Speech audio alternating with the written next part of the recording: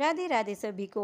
आज मैं अपने आप में बहुत ही खुशी महसूस कर रही हूँ क्योंकि आज मैंने अपने हाथों से एक ख़ास चीज़ बनाई है हमारे कान्हा जी के लिए। और वो है हमारे कान्हा जी के लिए मोर पंख वाला रेजिन कोस्टर। हम सभी जानते हैं कि कान्हा जी यानी श्री कृष्ण सिर्फ एक भगवान ही नहीं बल्कि प्रेम करना और सच्चाई के प्रतीक है। उनके मुकुट में सजा मोरपंख उनकी सुंदरता और सरलता को दर्शाता है। मोरपंख हमें सिखाता है कि जीवन में रंग, खुशी और संतुलन कितना जरूरी है। जब मैंने यह कोस्टर बनाना शुरू किया तब मेरे मन में सिर्फ एक ही भावना थी, भक्ति और प्रेम। रेजिन में काम करना रेजिन से काम करना आसान नहीं होता। इसमें धैर्य, सावधानी और बहुत ध्यान की ज़रूरत होती है। हर एक परत डालते समय, हर एक रंग चुनते समय मैं यही सोच रही थी कि यह मेरे कान्हा जी के लिए है। इसमें इसलिए इसमें कोई कमी नहीं रहनी चाहिए। मोरपंख को मैंने खास तौर पर चुना क्योंकि यह श्री कृष्ण से गहराई से जुड़ा हुआ है। यह न केवल सुंदरता का प्रतीक है बल्कि यह हमें यह भी सिखाता है कि हमें अपने जीवन में हमेशा विनम्र और शांत रहना चाहिए। इस कोस्टर को बनाते समय मुझे यह भी एहसास हुआ कि जब हम किसी काम को दिल से करते हैं तो वह सिर्फ एक वस्तु नहीं रहती बल्कि वह हमारी भावना और श्रद्धा का रूप बन जाती है। मेरे लिए यह कोस्टर सिर्फ एक आर्ट पीस नहीं है बल्कि यह मेरी भक्ति का एक छोटा सा प्रयास है। मैं मानती हूँ कि भगवान को बड़े बड़े उपहारों की ज़रूरत नहीं होती। उनसे सच्चे दिल से किया गया एक उनके लिए सच्चे दिल से किया गया एक छोटा सा प्रयास ही सबसे ज़्यादा प्रिय होता है उनको। तो आज मैं आप सबके सामने यह यह कोस्टर प्रस्तुत करते हुए बहुत ही संतोष और खुशी महसूस कर रही हूँ। मैं उम्मीद करती हूँ कि जैसे इसे बनाते समय मेरे मन में भक्ति और प्रेम था, वैसे ही यह आप सभी के दिलों तक भी पहुँचेगा। अंत में मैं यही कहना चाहूँगी कि हमें अपने जीवन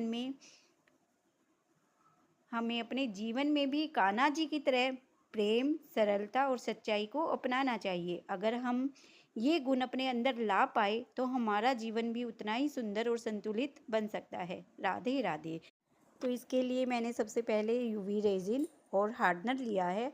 हार्डनर और यूवी रेजिन का हम 2:1 का रेशो सेलेक्ट करते हैं।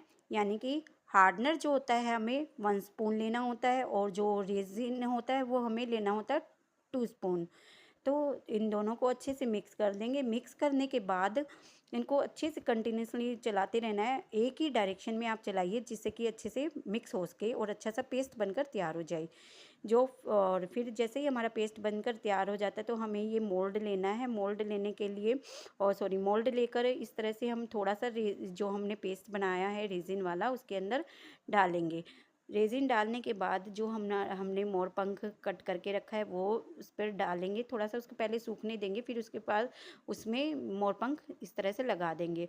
और साथ में मेरे पास ये वाइट स्टोन थे, मैंने वाइट स्टोन भी इस तरह से लगा दिए हैं। और ये जो ब्लू स्टोन जो कान्हा जी को ब्लू कलर भी काफ़ी प्रिय है तो मैंने इसीलिए ब्लू कलर साइडों में लगा दिए आउटलाइन में। और जो साथ में हमने लिए है येलो कलर के मोती, जिससे कि हम दोनों साइड में एक फ्लावर बना देंगे जिससे कि एक अच्छी लुक बन जाएगी। ये देखिए इस तरह से दोनों साइड में फ्लावर लगा देंगे और इससे एक अच्छी सी कोस्टर की अच्छी सी लुक बन जाएगी। ये देखिए इस तरह से।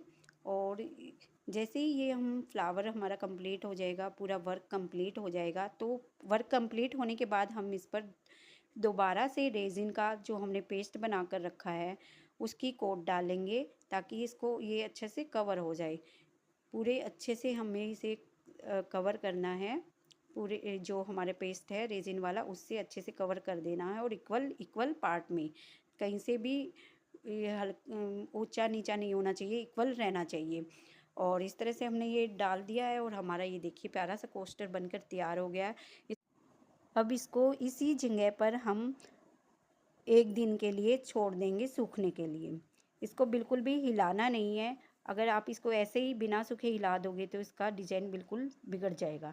तो देखिए ये हमारा सूख कर रेडी हो गया है और हम इसको अभी मोल्ड से बाहर निकालते हैं इस तरह से। ये देखिए कितना अच्छा सा कोस्टर बनकर तैयार हुआ है।